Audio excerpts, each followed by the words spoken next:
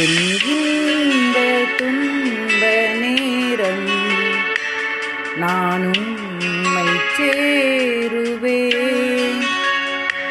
என் இன்ப துன்ப நேரம் நானும் உம்மை சேருவேன். நான் நம்பிடுவேன், பாரில் உம்மை சார்ந்திடுவேன். என் இன்ப துன்ப நேரம் நானும் உம்மை சேருவேன்.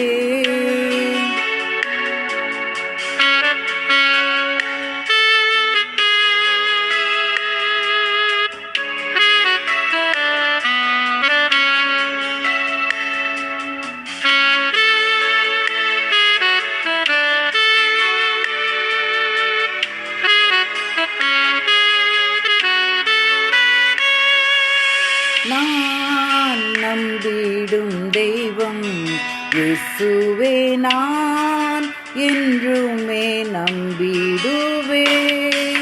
நான் நம்பிடும் தெய்வம் இயேசுவே, நான் என்றுமே நம்பிடுவேன். தேவனே ராஜனே தேற்றி என்னை தாங்கிடுவார். தேவனே ராஜனே தேற்றி என்னை தாங்கிடுவார்.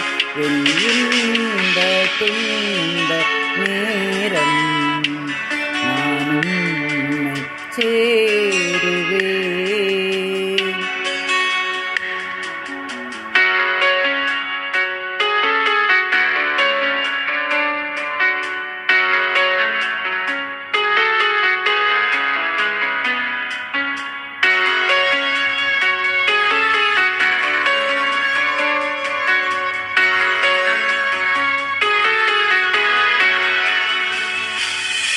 இவரே நல்ல நேசர், என்றுமே தாங்கி என்னை நடத்துவார். இவரே நல்ல நேசர், என்றுமே தாங்கி என்னை நடத்துவார். தீமைகள் சேதங்கள் சேரா என்னை காத்திடுவார். தீமைகள் சேதங்கள் சேரா என்னை காத்திடுவார். என் இந்த துன்ப நேரம் நானும் உம்மை சேருவேன்.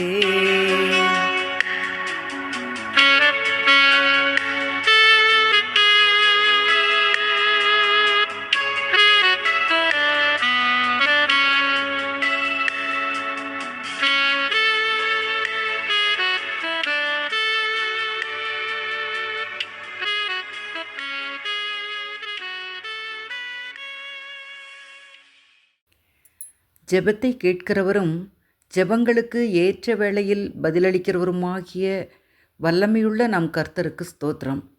நம் கர்த்தரும் இரட்சகருமாகிய இயேசு கிறிஸ்துவின் திருப்பெயரால் மெய்விளக்கு ஊழியத்தில் எங்களோடு இணைந்திருக்கிற நேயர்கள் அனைவருக்கும் எங்கள் வாழ்த்துகளையும் வணக்கங்களையும் தெரிவிக்கிறோம். அன்பானவர்களே, இதுவரை மெய்விளக்கு ஊழியத்திற்கு நீங்கள் தருகிற எல்லா விதமான ஆதரவுக்கும் ஆலோசனைகளுக்கும் ஜெபங்களுக்கும் நாங்கள் மிகுந்த நன்றியுள்ளவர்களாக இருக்கிறோம்.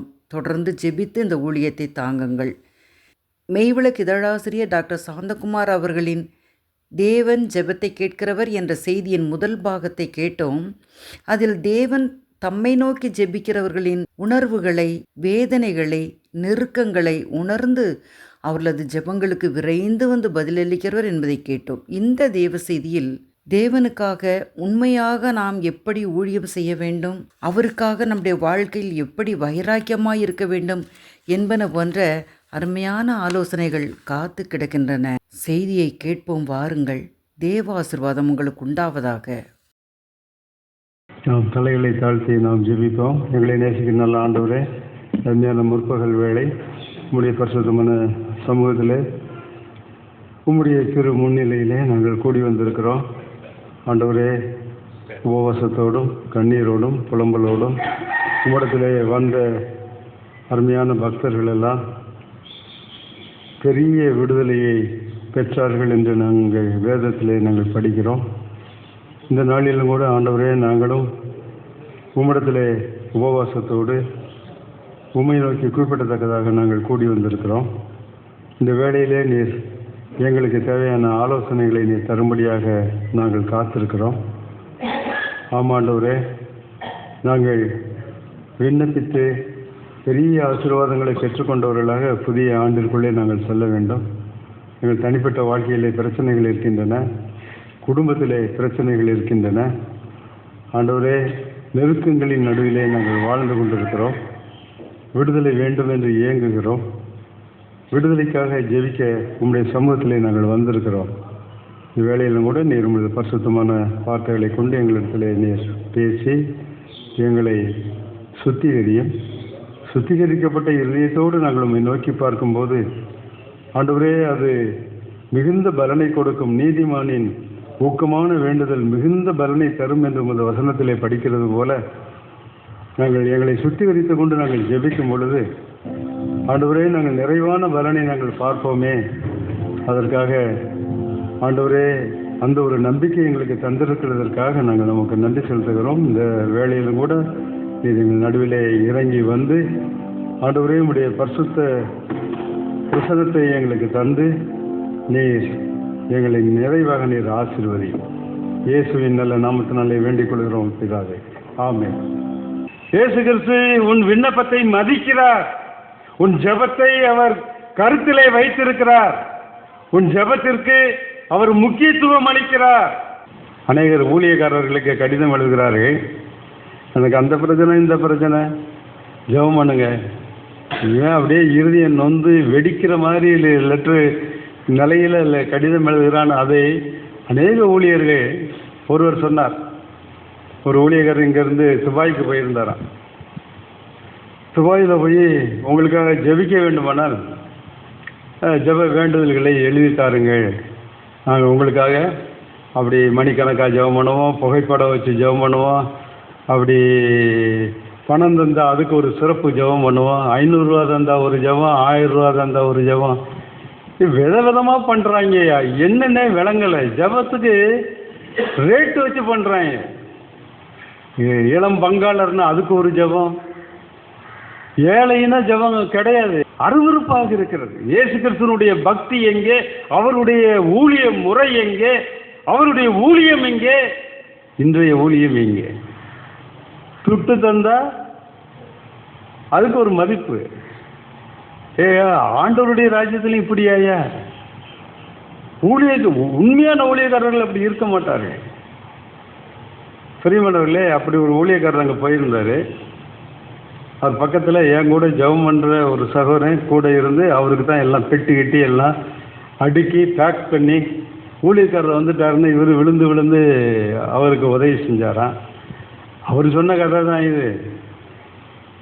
அங்கே கூட்டம் லட்சக்கணக்கில் கூடியது. கலெக்ஷனு சும்மா கூட்டம் கூட்டினாலே பணம் குமிஞ்சிச்சிருதுன்னு அது அர்த்தம். அது துபாயில் கூட்டினா எப்படி இருக்கும்? கடுமையான பணம் எல்லாத்தையும் வாங்கிக்கிட்டு அப்போ இந்த அறிவிப்பு கொடுத்துருக்காரு, ஜெப வேண்டுதல் எல்லாம் கொடுங்க, நாங்கள் போய் ஜெபம் பண்ணுறோம் அப்படின்னு சொல்கிறதெல்லாம் நம்புகிறாங்கய்யா.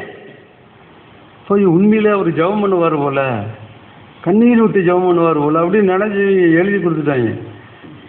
கொடுத்தா கடைசியில் அது ஜெப இதெல்லாம் ஒரு கிட்டு இருக்குது.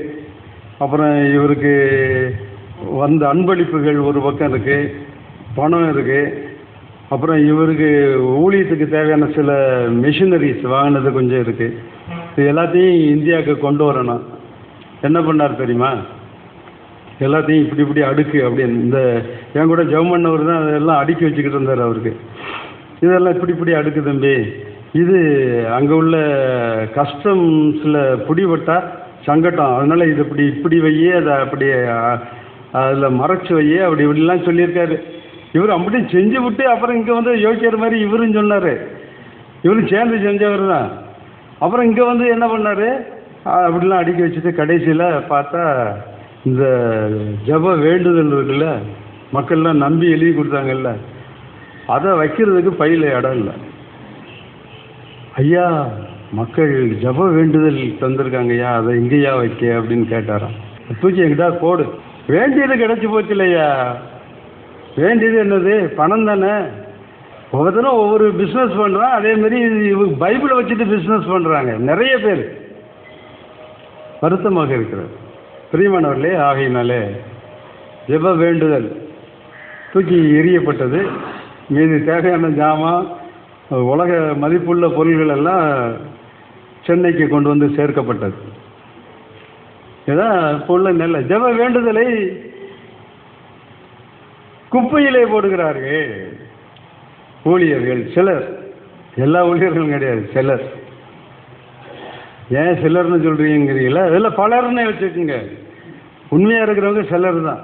பலர் அவங்களுக்கு வேண்டியது பணம் தான், ஜெப வேண்டுதல் இல்லை. அவங்களுக்கு உனக்கிட்டேருந்து ஏதாவது கறக்கணும், உனக்கு கொடுக்கணுங்கிறது ரெண்டாவது தான். பிரியமானவர்களே, ஆயினாலே ஜெப வேண்டுதல்களை ஊழியக்காரங்க மதிக்கிறாங்களோ மதிக்கலையோ, ஆண்டவர் மதிக்கிறார். ஒரு ஜெபத்தை அவர் மதிக்கிறார். இந்த தாவீது வேண்டுதல் செய்ததை மதித்ததுனால தான் அவர் என்ன பண்ணார், வானத்தை தாழ்த்தி இறங்கி, எவ்வளவு இது இருந்தால் அவர் அவ்வளோ வேகமாக வந்திருப்பார் பாருங்க. வானங்களை தாழ்த்தி இறங்கினார், கேருபின் மேலேறி வேகமாய் போனார், காற்றின் செட்டைகளை கொண்டு பறந்து பறந்து போனார், கையை நீட்டி தூக்கி விட்டார், கொண்டு போய் விசாலமான இடத்துல கொண்டு போய் நிறுத்திட்டார். எவ்வளவு அந்த ஜபத்துக்கு மதிப்பு வச்சிருந்தா அவர் அவ்வளோ வேகமாக செயல்பட்டிருப்பார். பிரியமானவர்களே, ஆகினாலே நம்முடைய ஆண்டவர் இதெல்லாம் அனுபவிச்சதுனால தான் தாவீது என்ன சொன்னார், ஜபத்தை கேட்கிறவர் என்னுடைய ஆண்டவர், ஜபத்தை கேட்கிறவர். He is a prayer answering God. ஜபத்தை கேட்கிறவர். அதனால தான் ஆண்டவர் சொன்னார், மலை பிரசங்கத்தில் சொல்லும்போது என்ன சொன்னார், இறுதி பகுதியில் கேளுங்கள், கேளுங்கள், சொல்லுங்கய்யா, கொடுக்கப்படும். அப்புறம் அடுத்தது தட்டுங்களா? எது ஆர்டர் படி சொல்லுங்கய்யா, வருஷப்படி. கேளுங்கள் கொடுக்கப்படும், தேடுங்கள் கண்டடைவீர்கள், கடைசியில் தான் தட்டுங்கள் திறக்கப்படும். ஆஸ்க், ஏஎஸ்கே, ஆஸ்க் 3 எழுத்து. முதல் எழுத்து ஏ ஃபார் ஆஸ்க். அந்த ஆர்டரை நினைவு வைக்கிறதுக்கு இப்படி வச்சுக்கோங்க, ஏ ஃபார் ஆஸ்க். ரெண்டாவது சீக், தேடுங்கள், தட்டுங்கள்னு சொல்லாதீங்க, தேடுங்கள், சீக். மூணாவது தான் கே, கே ஃபார் நாக், தட்டுங்கள். கேட்கணும், சில நேரம் தேடணும், சில நேரம் தட்டணும். தேடுறதுன்னா ரொம்ப முயற்சி எடுத்து, கேட்பதற்கு அவ்வளவு முயற்சி தேவையில்லை, தேடுவதற்கு முயற்சி தேவை. ஒரு பெண் 10 நாணயங்களிலே ஒன்றை தொலைத்து விட்டால், அந்த நாணயத்தை கண்டுபிடிக்கிறதுக்கு அந்த அம்மா விளக்கை கொளுத்தி வீட்டை பெருக்கி தேடுன்னு தேடி குப்பையெல்லாம் அள்ளி குமிச்சு வச்சு தேடி கடைசியில் அந்த தொலைந்து போன நாணயத்தை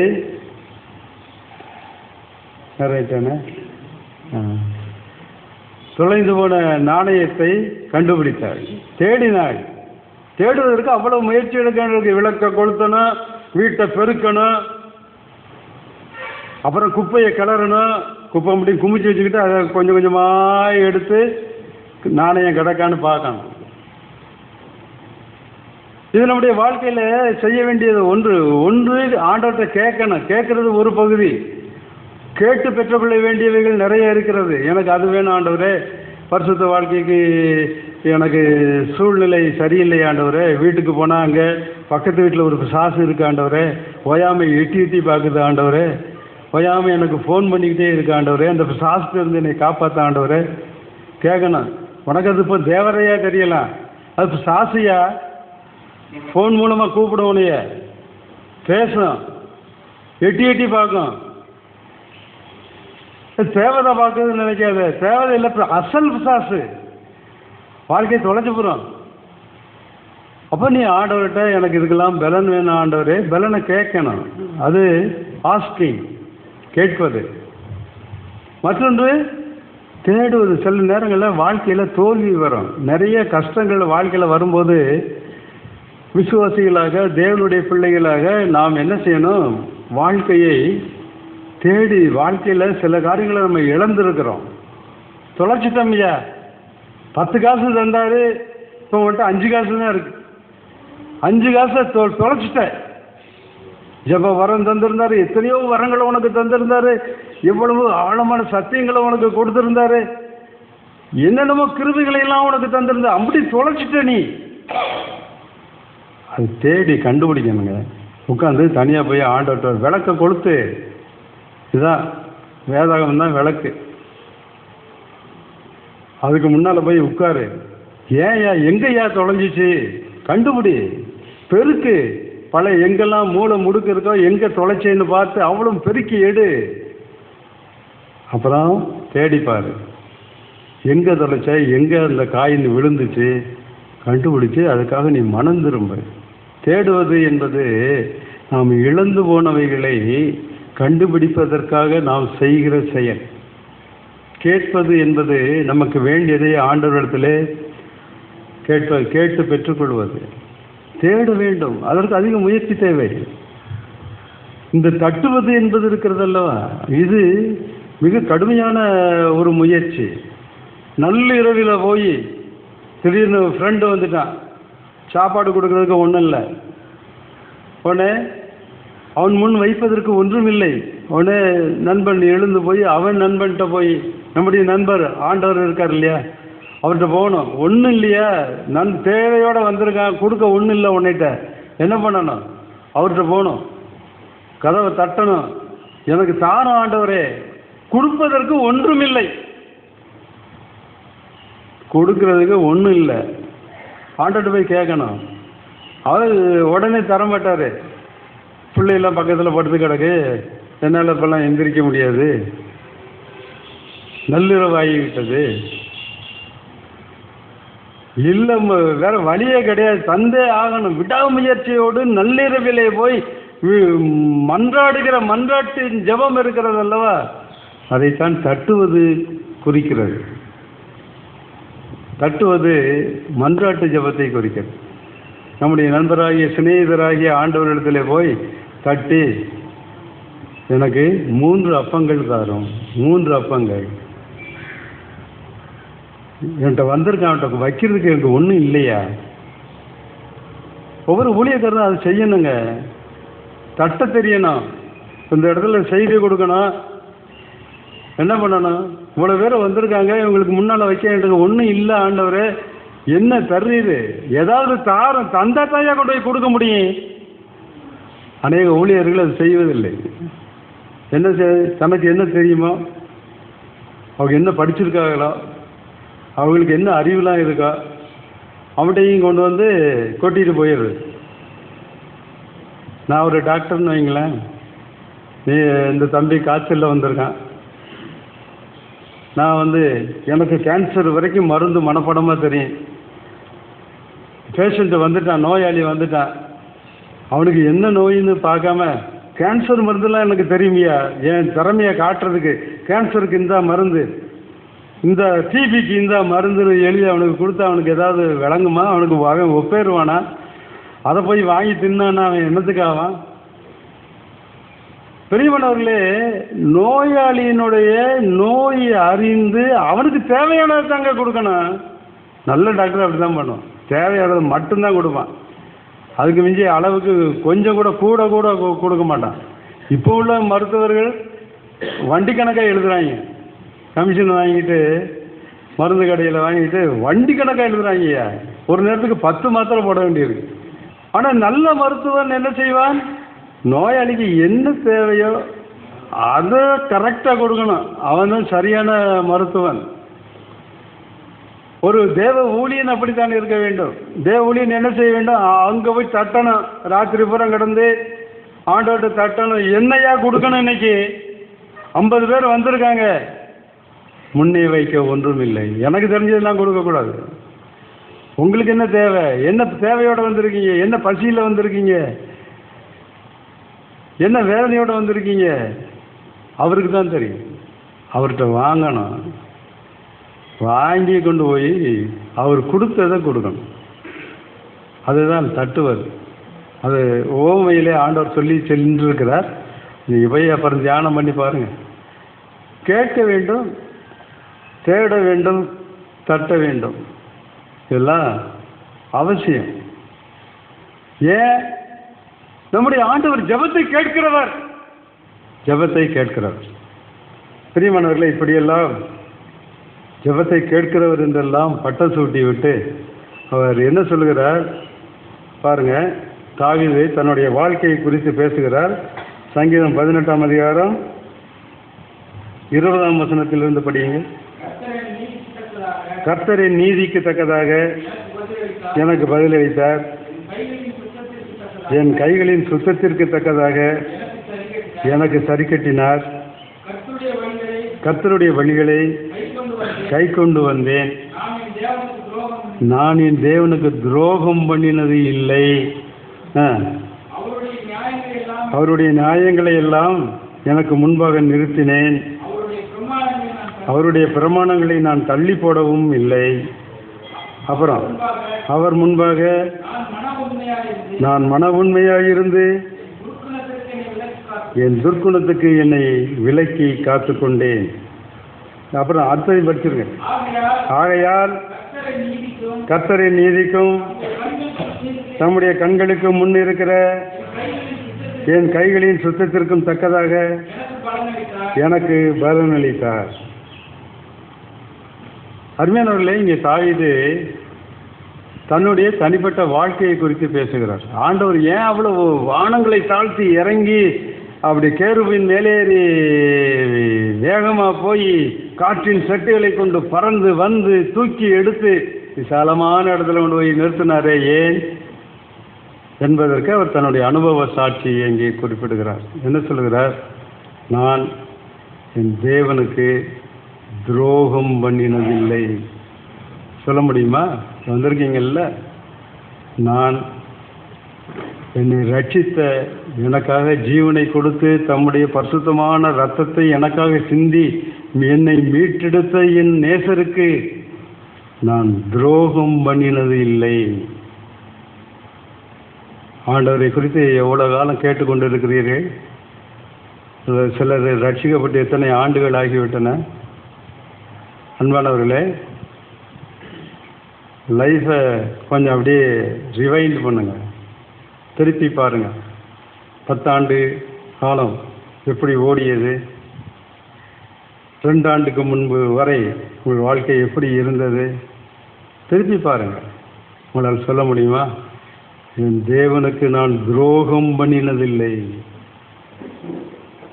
ஆண்டவருக்கு துரோகம் பண்ணினதில்லை. எவ்வளவு தைரியமாக அவர் சொல்லுகிறார் பாருங்கள். அவரு வாழ்க்கையை அப்படி அவர் காத்து கொண்டு இருக்கிறார். கர்த்தருடைய வழிகளை கை கொண்டு வந்தேன், கர்த்தருடைய வழிகளை கை கொண்டு வந்தேன். கண்ணும் கருத்துமாக ஆண்டவருடைய இன்ஸ்ட்ரக்ஷன்ஸ், அவர் கொடுக்குற கட்டளைகளை, ஆலோசனைகள் எல்லாம் அப்படி ஏற்று நான் வாழ்ந்தேன். அவருடைய நியாயங்களை எல்லாம் எனக்கு முன்பாக நிறுத்தினேன்.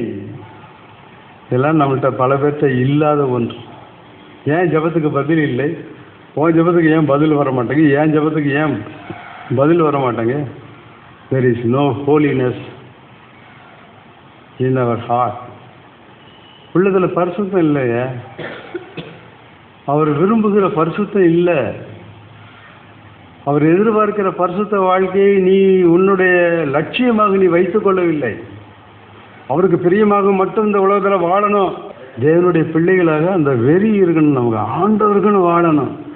வேற வெறியெல்லாம் நான் பற்றி பேசல. ஆண்டவருக்குன்னு வாழணும், அவருக்கு பிரியமாக வாழணும்.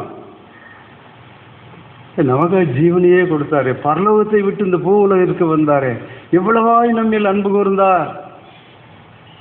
இவ்வளவாய் உலகத்தில் அன்பு இருந்திருக்கும் போது அந்த நேசருக்கு துரோகம் பண்ணலாமா? அவருடைய கட்டளைகளை தூக்கி எறியலாமா? அது சாதாரணமாக நீ எடுக்கலாமா? பிரியமானவர்களே, நம்முடைய வாழ்க்கை அவர் எதிர்பார்க்கிற தூய்மையில், பரிசுத்தத்தில் நிலை கொண்டிருக்க வேண்டும். அப்போ ஆண்டவருடைய பதிலை அப்படி அவர் அடித்து பறந்து ஓடி வந்து நமக்காக செயல்படுவதை நாம் பார்க்க இயலும். வாழ்க்கை பரிசுத்தமாக மற்றவனுக்காக வாழாதீங்க. நானாலும் சரி, நீங்களாலும் சரி, மற்றவங்களுக்காக நம்ம வாழ்வது தவறு.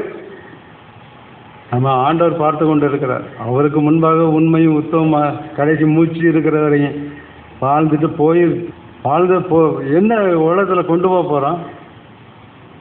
அவருக்கு பிரியமாக வாழ்ந்துட்டு போனா என்னையா? ஆண்டவருக்கு பிரியமாக வாழ்வது உன் லக்காக இருக்கக்கூடாதா? உனக்கு ஒரு லட்சியமாக அதை வைத்துக் கொள்ளக்கூடாதா? வாழ்ந்தால் அவருக்கு பிரியமாகத்தான் வாழணும். நீ எவ்வளோ காலம் இருக்க போகிறோமோ தெரில. ஒவ்வொருத்தருக்கும் ஒவ்வொரு ஏஜ் லிமிட் இருக்கு.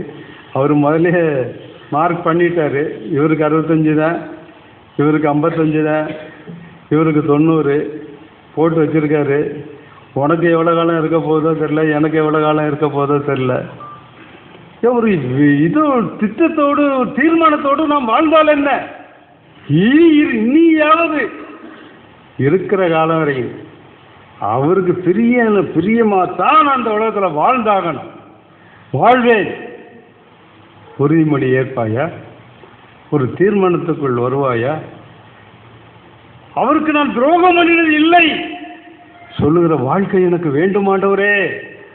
அவர் கட்டளைகளை கை கொண்டு வந்தேன் என்று இறுதி நாளிலே நான் சொல்ல வேண்டுமாண்டவரே. அவர் நீதி நியாயங்களை கண்முன்னே நிறுத்தி கொண்டிருந்தேன் சொல்ல வேண்டுமாண்டவரே. அந்த வாழ்க்கை எனக்கு தாரும் ஆண்டவரே என்று நீங்கள் ஆண்டவரிடத்திலே கேட்கலாம் அல்லவா? we must take a decision. நான் ஒரு தீர்மானம் எடுக்க வேண்டும். ஆண்டு உருண்டு ஓடிவிட்டது. இப்போதான் ஜனவரி வந்த மாதிரி இருந்துச்சு, போச்சு. கடைசி மாதம் கடைசி நேரங்களில் வந்து நிற்கிறோம். ஒரு நல்ல ஒரு தீர்மானம். கஷ்டங்கள் உண்டு. ஆண்டவருக்கு பிரியமாக வாழணும்னா அது இந்த ரோஜாப்பூ வாழ்க்கைன்னு நினைக்காங்க. ரோஜாப்பூ மலரா அப்படி போட்டிருக்கோம், அதில் அப்படியே சும்மா காலை வச்சு நடந்து போகிறோம் அப்படின்னு நினைக்காதீங்க. கல், மண், முள், விஷப்பூச்சிகள் எல்லாம் இருக்கும் பாதையில். எல்லாம் கடந்து போகணும். அப்படி போக நான் தயார் ஆண்டவரே. உமக்கு பிரியமாக நான் வாழ்வேன். உமக்கு பிரியமாக வாழ்வதற்கு நான் என்னை ஒப்படைக்கிறேன். பிரியமானவர்களே, அவர் இன்னொரு வார்த்தை சொல்றாரு 23ஆம் வசனத்தில், அவர் முன்பாக நான் மன உண்மையாயிருந்து துர்க்குணத்துக்கு என்னை விலக்கி காத்து கொண்டேன். அவருக்கு முன்பாக மன உண்மையாயிருந்து துர்க்குணத்துக்கு என்னை விலக்கி காத்து கொண்டேன். வரப்போற இந்த நிமிஷத்திலிருந்து இனி வரப்போற காலத்திலாவது நான் அவருக்கு பிரியமா வாழ ஒரு உறுதியான தீர்மானத்திற்குள் நான் வர வேண்டும். மன உண்மையா இருப்பேன் ஆண்டவர். துர்க்குணத்துக்கு விலக்கி காத்துக்கொள்வேன் ஆண்டவர். 4 பேர் பார்க்கல என்ன ஒரு ரகசியத்தில் ஓ வாழ்க்கை வேறு மாதிரி போகுமானால் ஆண்டவர் உன்னை கொண்டு என்ன செய்ய முடியும்? உன்னை நம்புகிறார். நீ எப்பவும் ஒரே மாதிரி இருக்கணும். Study life. நம்மளுடைய ஒரு கட்டடம் கட்டணும், அதில் ஒரு தூணை அவனை நிறுத்தணும்னு ஆண்டவர் விரும்புகிறாரு. உறுதித்தன்மை வேண்டாமா? ஒரு நிலைத்தன்மை வேண்டாமா? ஸ்டடியாக இருக்க வேண்டாமா? ஆண்டவருக்கென்று வைராக்கியமாக எங்கே இருந்தாலும் சரி நாம் ஆண்டவருக்கு மன உண்மையாயிருந்து துர்க்குணத்துக்கு விலக்கி காத்து கொள்ள வேண்டும். நம்மளே பலர் அதை பாவம் செய்வதில்லை. சில பாவங்களுக்கு ரொம்ப ஈஸியாக தப்பிடுறோம். ஏன் தெரியுமா? வெளியே தெரிஞ்சு போகுங்கிறதுனால. வெளியே தெரிஞ்சுட்டா கேவலமாயிரும்ல. அதனால நிறைய பாவத்துக்கு விலகுறோம். அப்படி அல்ல. தேவனை துக்கப்படுத்தும், இது தேவனுக்கு வேதனையை கொடுக்கும். ஆகினாலே நான் இதற்கு விலகுவேன். யோசேப்பு பக்தன் அப்படித்தானே சொன்னார், தேவனுக்கு விரோதமாய் நான் இந்த பாவத்தை செய்வது எப்படி? அங்கே ஒரு தெய்வ சிலை இருந்தது. அதை காட்டி அவர் சொன்னதாக கற்பனையில் சொல்லுவாங்க. ஒருத்தரும் கிடையாது. போத்திபாரின் மனைவி மட்டும் இருக்கா உள்ள, சுற்றி 4 சுவர் தான் இருக்கு. ஈஸியாக ஒரு மகிழ்ச்சியான கொஞ்சம் பொழுதை அவன் கழித்திருக்கலாம், மகிழ்ச்சிகரமாக கழித்திருக்கலாம். மகிழ்ச்சி மாத்திரமல்ல, அவனுக்கு பின்னால் வசதியும் வரும். போத்திபார அவளே விஷம் வச்சு கொண்டு வருவா. இப்போ நிறைய பெண்மணிகளை குறித்து படிக்கிறோம் இல்லையா, அப்படி ஒரு சூழ்நிலை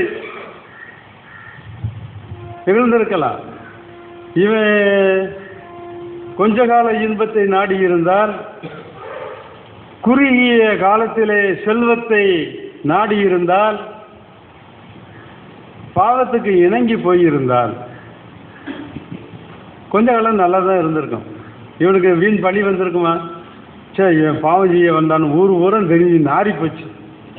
யோசேப்பு பெரிய யோக்கியர் மாதிரி, கடவுள் பக்தி உள்ளவர் மாதிரி நடிச்சுக்கிட்டு தெரிஞ்சா, சார் கடைசியில் போத்திபார் அவங்க அதிகாரியினுடைய மனைவியோடைய தகாத முறையில் நடந்துக்கிட்டான் அப்படின்னு சொல்லி ஊரம் பேச்சு.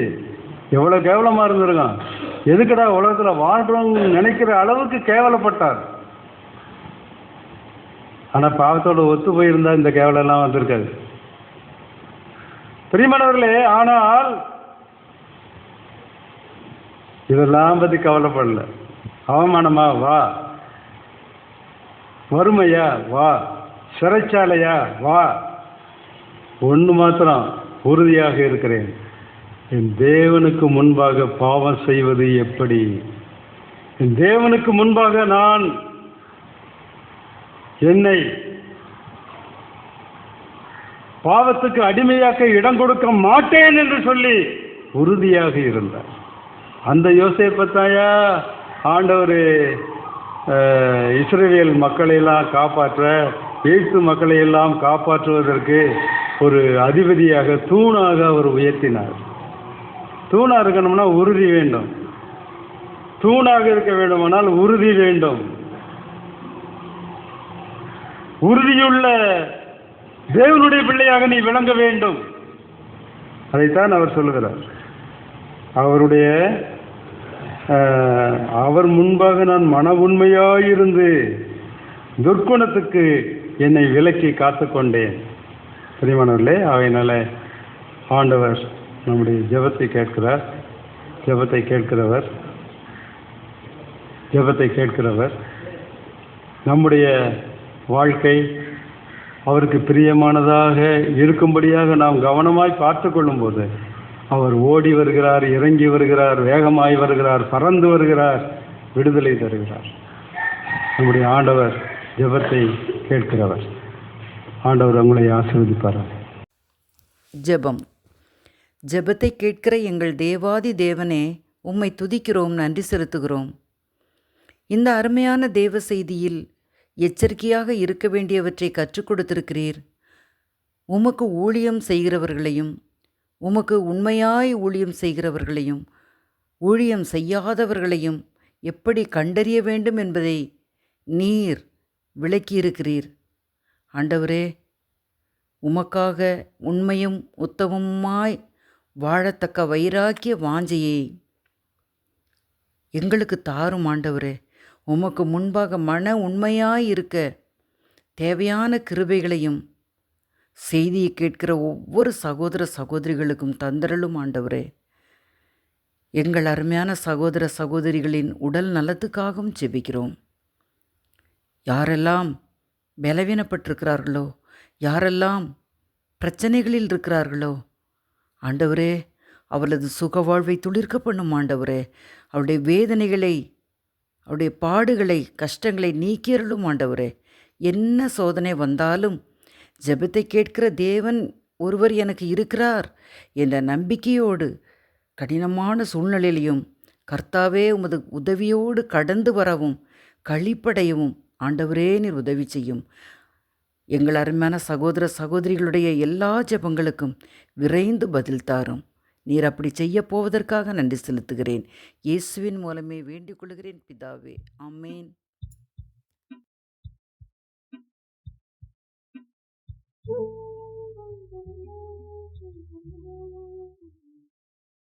அன்பானவர்களே, உங்களுக்கு ஒரு அறிவிப்பு.